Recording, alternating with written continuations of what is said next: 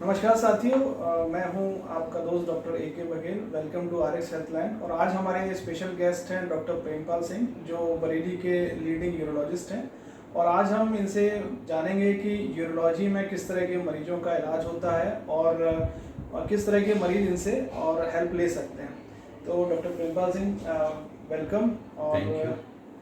और पहले तो डॉक्टर साहब ये बताइए कि ये यूरोलॉजिस्ट और नेफ्रोलॉजिस्ट में क्या अंतर होता है और यूरोलॉजिस्ट किस तरह की बीमारियों को देखते हैं। बेसिकली जो यूरोलॉजिस्ट होता है वो किडनी से संबंधित जितनी भी बीमारियां होती हैं वो उसकी एक सर्जिकल ब्रांच है। और नेफ्रोलॉजी केवल एब्सोल्युटली एक फिजिशियन वाली ब्रांच है।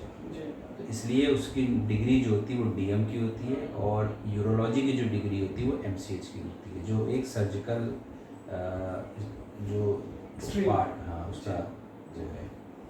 तो जितनी भी सर्जरी आती है, किडनी, यूरेटर, ब्लडर, पेनिस और यूरेथ्रा और टेस्टिस, स्क्रोटम, ये सारे पार्ट जो है वो यूरोलॉजी में सर्जरी इनकी जो भी होती है वो यूरोलॉजी विभाग में कवर होता है, इंक्लूडिंग ट्रांसप्लांट। और इसमें ये सेक्सुअल वेलनेस और एंड्रोलॉजी का भी पार्ट आता है। एंड्रोलॉजी भी यूरोलॉजी का पार्ट है, क्योंकि पेनिस और टेस्टिस जो है वो यूरोलॉजी की एक ब्रांच है, एक पार्ट है। उसकी वजह से जो है एंड्रोलॉजी भी एक स्पेशलिटी की सब स्पेशलिटी है।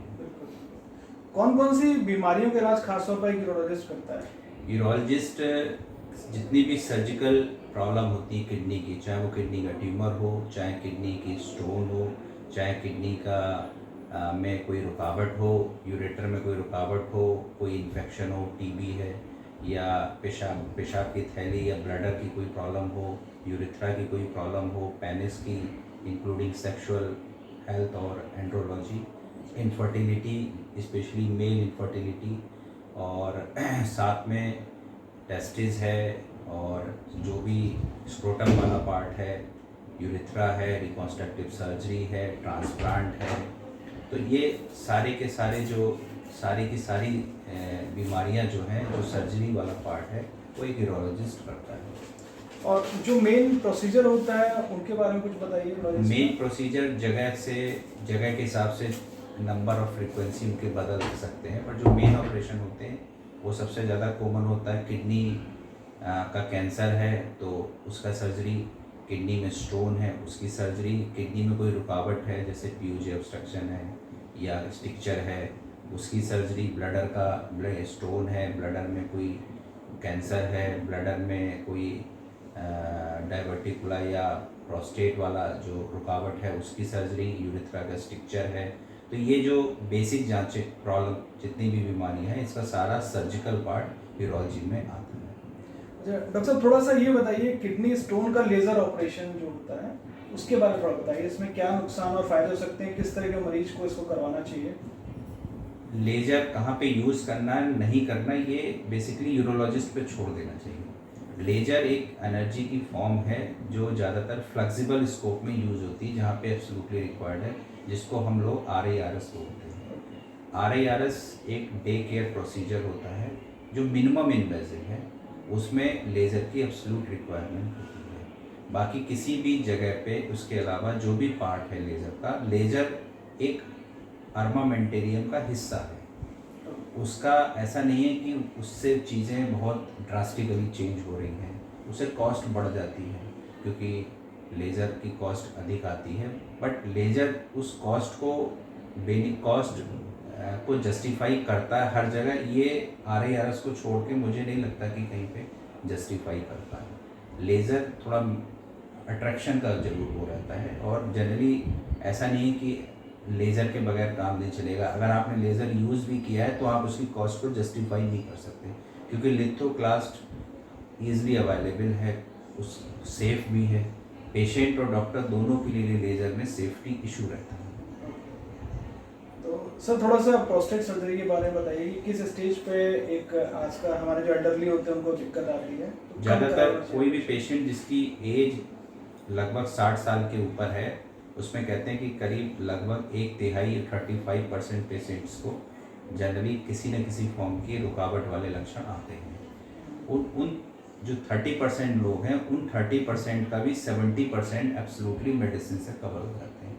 लाइफ स्टाइल मॉडिफिकेशन, कुछ थोड़ा बहुत बदलाव और साथ में कुछ मेडिसिन जिसको हम लोग अल्फा ब्लॉकर बोलते हैं, उसके साथ लगभग 70% मरीज अच्छे से मैनेज हो जाते हैं।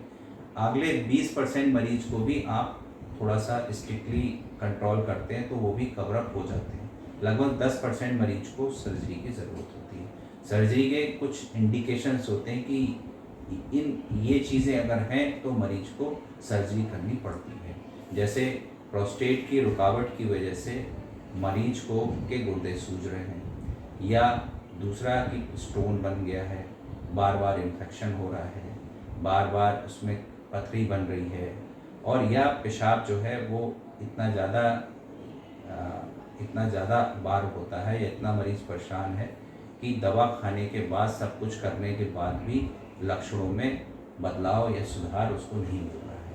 ये लक्षण मरीज के प्रोफेशन पे भी निर्भर करते हैं। एक रिटायर आदमी है, अगर वो 10 बार टॉयलेट जा रहा है, ये उसके लिए कोई प्रॉब्लम का इशू नहीं है। पर एक बिजनेस एग्जीक्यूटिव है, उसके लिए अगर वो 10 बार यूरिन जाएगा तो उसके काम को फ़र्क पड़ेगा। तो अगर ये रिलेटिव हैं, patient to patient, doctor to doctor vary करता है। दूसरा एक ये भी है, कुछ पेशेंट सर्जरी के लिए फिट नहीं होते, जैसे कार्डियक डिजीज़ है, स्टेंट पे हैं, एंटीप्लेटलेट्स पे हैं, तो जनरली उनके लिए सर्जरी का जो पार्ट होता है वो थोड़ा उसका हायर साइड पर रखा जाता है कि एब्सोल्युटली जब ज़रूरत होगी तभी हम सर्जरी करेंगे, क्योंकि वो सर्जरी उनके लिए हाई रिस्क हो सकती है। यानी कि हर मरीज को ऑपरेशन की जरूरत नहीं है। नहीं, लगभग 70 to 90% पेशेंट्स को मेडिसिन के साथ, लाइफ स्टाइल मॉडिफिकेशन के साथ कंट्रोल भी कर सकते हैं। तो डॉक्टर साहब थोड़ा सा बताइए कि डायलिसिस किस मरीज को किस स्टेज पर चाहिए होती है, ये कैसे डिसाइड किया जाता है?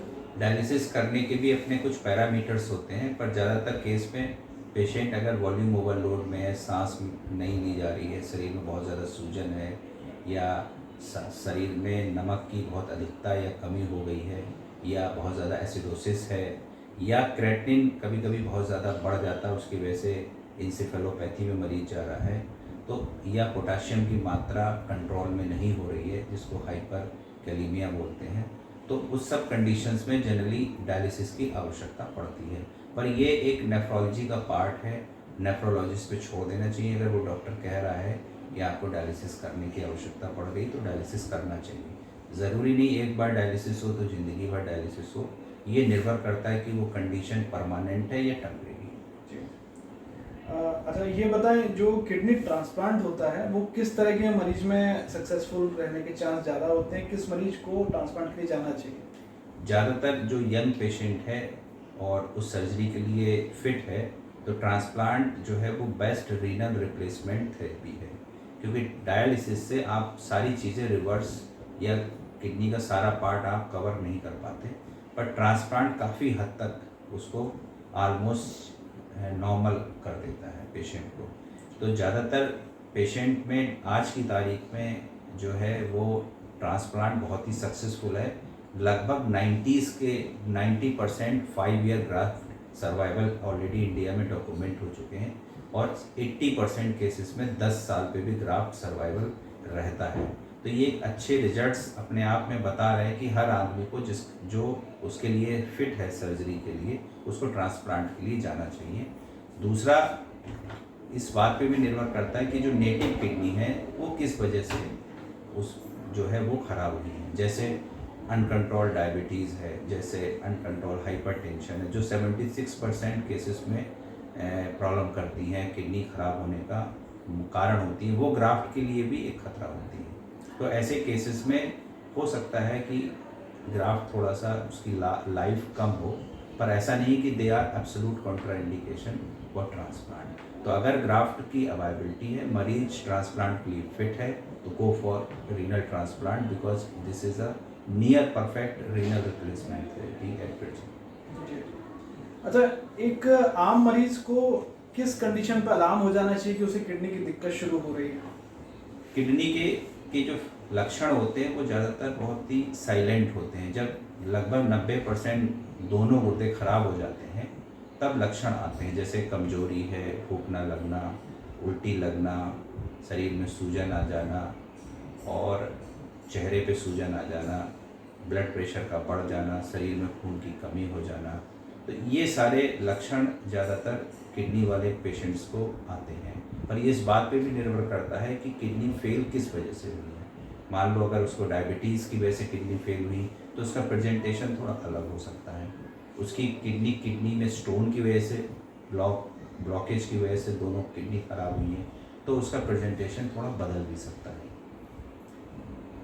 अच्छा, सीरम क्रिएटिनिन जो है इसके बारे में कुछ बताइए। सीरम क्रिएटिनिन प्रैक्टिकली एक रीनल फंक्शन, किडनी के फंक्शन के का मार्कर है, सीरम का मार्कर है, इजीली अवेलेबल है, आप उसको कभी भी करा सकते हैं और वो प्रैक्टिकली बाकी सारे फैक्टर्स को कंसीडर करते हुए एक अच्छा मार्कर है किडनी के फंक्शन को बताने के लिए कि क्रेटिनिन बढ़ा हुआ है। ये नहीं बताता कि ये परमानेंट है या टेम्परेरी है, बट अगर क्रेटिनिन बढ़ा हुआ है इसका मतलब किडनी में प्रॉब्लम है।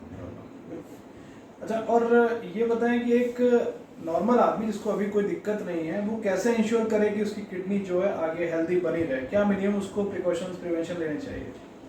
एक जनरल अपना चेकअप करा सकते हैं जिसमें शुगर, ब्लड प्रेशर, यूरिन आरम ये इंक्लूड हो, और एक अल्ट्रासाउंड भी करा सकते हैं जो कोई साइलेंट रुकावट, हाइड्रोनेफ्रोसिस या स्टोन्स को बता सकता है।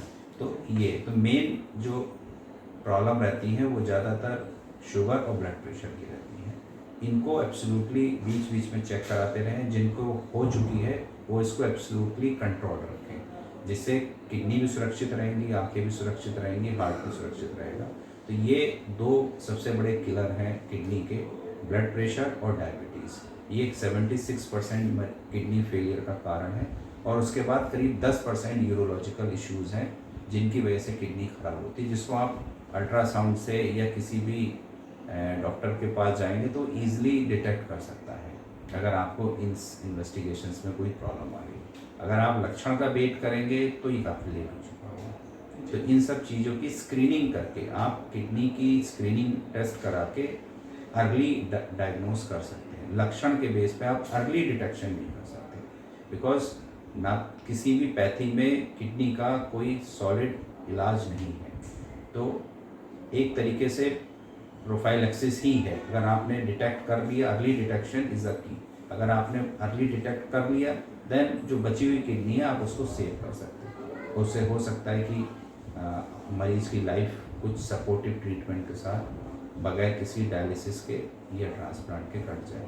तो important thing is screening, blood screening, ultrasound, urine आरम, ब्लड प्रेशर, ये चेकअप करने से लगभग 90%, 95% आप इजीली डिटेक्ट कर सकते हैं। इजीली अवेलेबल टेस्ट है, कहीं पे भी हो सकते हैं। अच्छा, अब ये बताइए कि कुछ पर्सन आपके एक्सपीरियंसेस पूछते हैं कि आपको अपने डेली पेशेंट केयर में किस तरह के चैलेंजेस का सामना करना पड़ता है? सबसे बड़ा जो इस रीजन में यूरोलॉजी के जो सबसे कॉमन प्रॉब्लम है वो स्टोन्स की है। ये स्टोन बेल्ट है, और लगभग स्टोन से जितनी भी किडनी डैमेज होती हैं, किडनी फेल होती हैं, उन सबको आप बचा सकते हैं।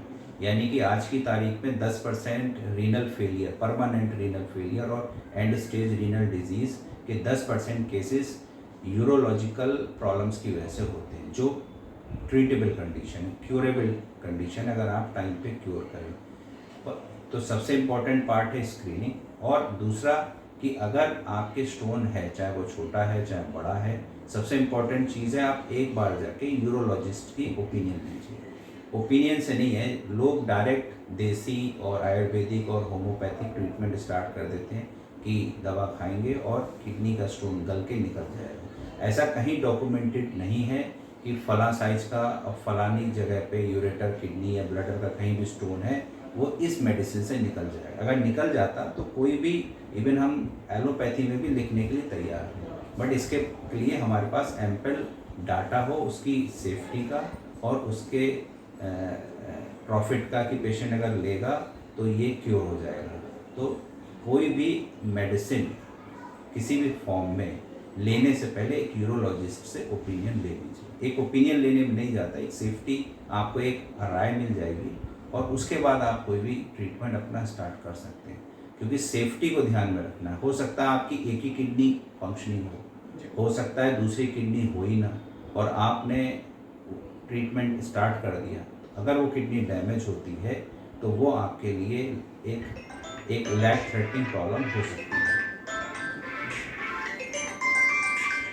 अच्छा, हेल्थ में अक्सर एक कॉस्ट जो है एक बहुत बड़ा फैक्टर है। हमारा मरीज कई बार उतना अफोर्ड नहीं कर पाता है, तो इसके बारे में थोड़ा सा आपसे जानना चाहेंगे कि मरीज को किस तरीके से हम उसके ऑप्टिमम बजट में उसको हेल्प कर सकते हैं आप, या कहाँ उसको पैसे की बचत भी हो सकती है, ऐसा इस बारे में कुछ कह सकते हैं? इसमें भी वो जो महत्वपूर्ण चीज़ है वो ये है कि टाइमिंग।